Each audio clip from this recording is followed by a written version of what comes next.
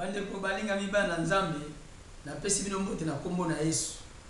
et na benga mibongo na kombo ya évangéliste Matondo et prénom na ngezali Ndombio et deuxième prénom na ngai ezali Pecos oyo babengi na ngaba na mwana et nazaka na esengo ya kozala suboso ya caméra pona ko teya sango malamu oyo Christ a tikelaki biso comme tâche pona ko jouer pour exercer rôle ya ambassadeur parce que yeta ayaki pona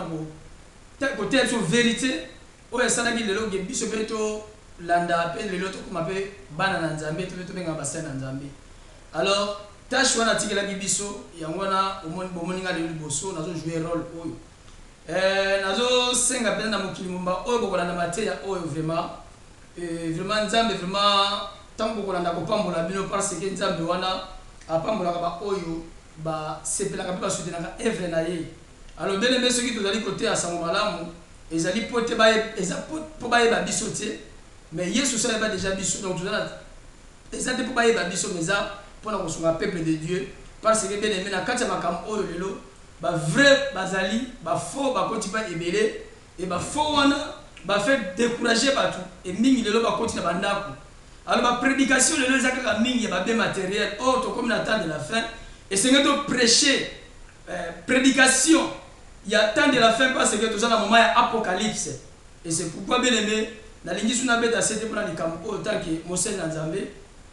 et ba oyo Nzambe ba comprendre des messages oyo mais na dit que ba oyo Nzambe te ba contredire ba kundisa mais Jésus a le ba ki ba kundisa biso ba olonga biso te. Nous sommes là pour prêcher la vérité comme Jésus-Christ a recommandé ki biso et c'est que tout est la vérité. Alors nazali bongo Mose na Nzambe oyo a utaki na église de réveil et bien na kombo ya meja signification na ngozali mission évangélique de Jésus en action oyo kan e kamami na apôtre Bert Lungeni Wanzambi et église à bon na quartier Kingasane na commune ya Kimbatseke na avenue Louvezo numéro 17. Alors ceux qui okozana posa ya koluka apôtre wana pomona ye tope o retrouver église et au numéro ya apôtre nanga ezali 00243 816 57 74 82. Donc yenda zali leader principal ya église oyo meja oto bengi mission évangélique de Jésus en action. Alors en Belgique et uti ko banda sika ngai ni naza représentant nango et awa tozali bongo na quartier Saint-Marguerite na rue Ilos numéro 106 na 4000 Liège. Alors soki olingi o zwangai penza numéro na la téléphone ezali 0032 492 269 883. Donc soki penza oye pona ko olingi o zwango benginga o zwangai soko zwinga de c'est que peut-être na la musala ou soit la formation donc wana no zwangai ou soit dans la prière wana na kanga mais soko tiki message na ko rappeler yo. Donc voilà numéro na ngai soki nazali bezaka disponible tout le temps et ngamo pe na yambaka soki ngai te madame na ngai yambaka.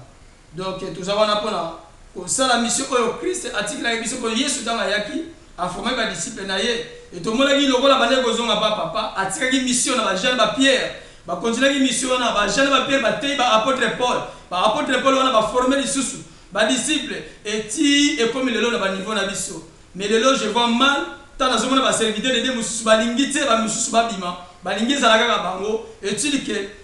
Yesu yemoka lobi ete elanga na nkolo ezali monene basali bazamuke tant na zotinda 70 disciples pour la mission pour que nous à sa malamu alobi naza na posa nazali kosenga na elanga na mokolo na elanga atina basali po ete elanga ezali monene basali bazali muke. Alors esengeli bien aimé to fono ba disciple Bible zo na biso ke si lelo nzamba zaka na posa mutu moko. Alors soki to continue rema to comprendre que eza mutu moko te na rema ezo accept azana besoin basali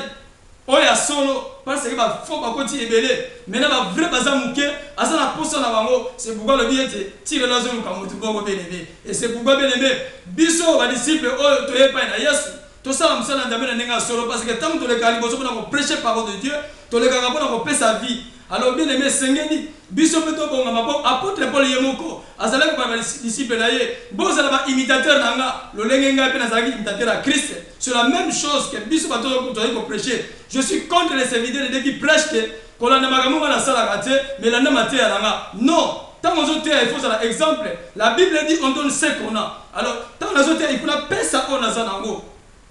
ya mwana esengeli bande ko nanga ibi ezala yo mutu oyo ofanda kana ba mateya ka ezala yo mutu ya parole de Dieu bande ko nanga na zo na bolingo na Nzambe tondi mela Nzambe na ndenge ya solo tondi mela Nzambe na ndenge ya solo alors lelo thème na biso et na inazo une explication dans l'église donc dans une mission évangélique de Jésus-Christ en action alors mission la mission c'est-à-dire qu'on prêcher bonne nouvelle pour être ce qui doit dans Matthieu dans Matthieu 28 verset 18 on a dit que toi qui est partout dans le monde toi qui doit prêcher bonne nouvelle alors Christ a fait cette mission makoki il y a aucun de former ba disciple na ye alors plutôt ça ba nation ni so ba disciple na ye peut-être baptiser par na kombo na Jésus et dans Marc chapitre 6 verset 15 à 18 et Marc 16 verset 15 à 18 balobi na biso kuna balobi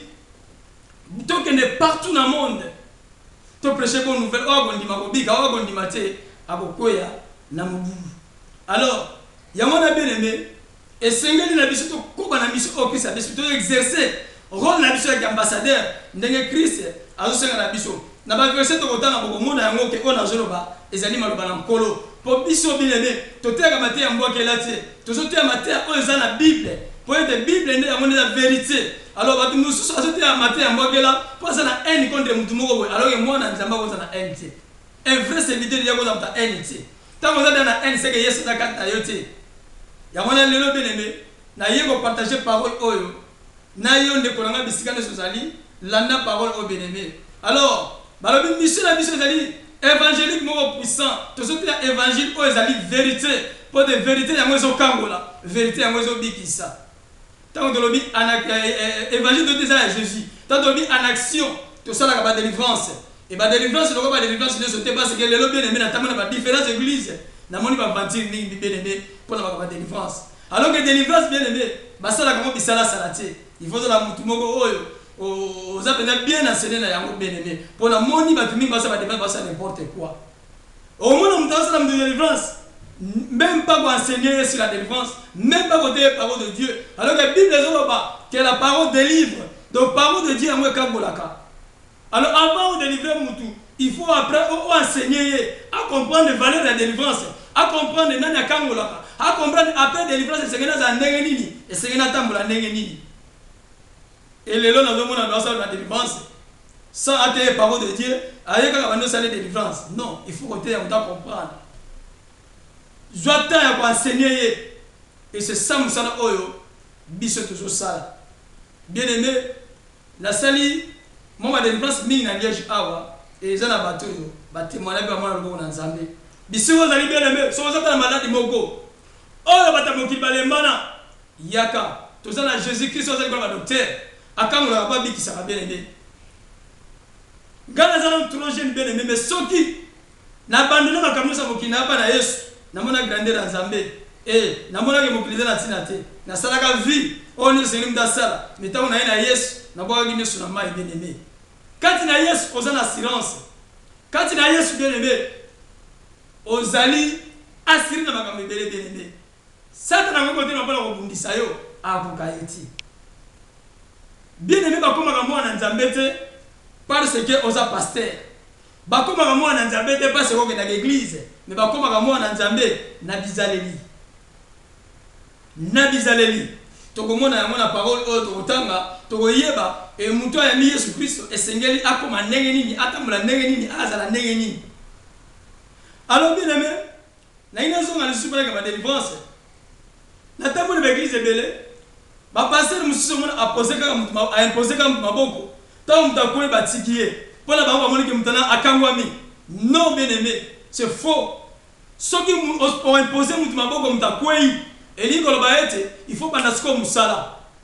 lingo bateka akangwami il faut bana musala et ça sinon elle a gisi deke mutela za na milu mabe il faut ko attaquer yango pe bibekende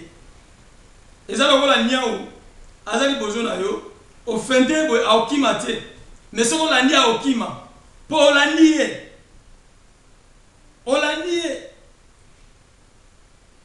pourtant offender on s'est continuer on l'a dit à okima mais yo ntango pende kaka olandi